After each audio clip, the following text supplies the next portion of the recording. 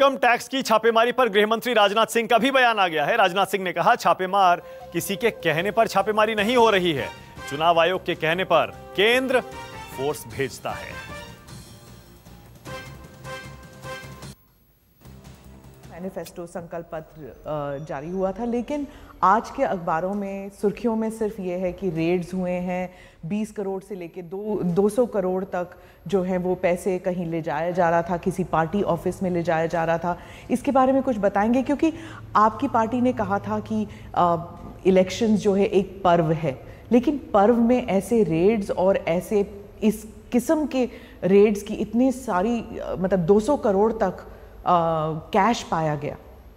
ये जरूर हम लोगों ने कहा था कि इलेक्शन पर्व है और स्वस्थ लोकतांत्रिक व्यवस्था में चुनाव पर्व ही होता है। यह भी बिल्कुल स्वस्थ सोच के साथ ही चुनाव लड़ा जाना चाहिए। इसमें गलत तरीकों का प्रयोग नहीं किया जाना चाहिए।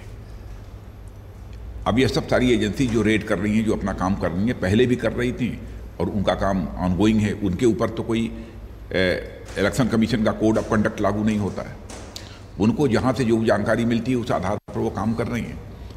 हम उनको कैसे रोकें? यदि किसी ने गलत पैसा इकट्ठा कर रखा है अथवा गलत तरीके से उसका उपयोग करना चाहता है, तो ये सब ऑटोनोमस ऑर्गेनाइजेशंस हैं, ये अपनी अपनी जिम्मेदारी संभाल रहे हैं और वो कार्रवाई कर रहे हैं। पर इलेक्शन कमीशन ने ये भी कहा है कि न्यूट्रलिटी होनी चाहिए इन रेड्स में, लेकिन जो ऑपोजिशन लीडर्स हैं, चाहे बंगाल में हो या फिर हैदराबाद में या महाराष्ट्र, मध्य प्रदेश में, तीनों जगह कह रहे हैं कि ये एक पॉलिटिकल विक्टिमाइजेशन है, क्योंकि सिर्फ ऑपोजिशन लीडर्स पे ही रेड्स किए जा रहे हैं। देखिए, इसमें गवर्नमेंट को इसके लिए दोष देना ये कदापि उचित नहीं होगा और ये गवर्नमेंट के साथ न्याय भी नहीं होगा।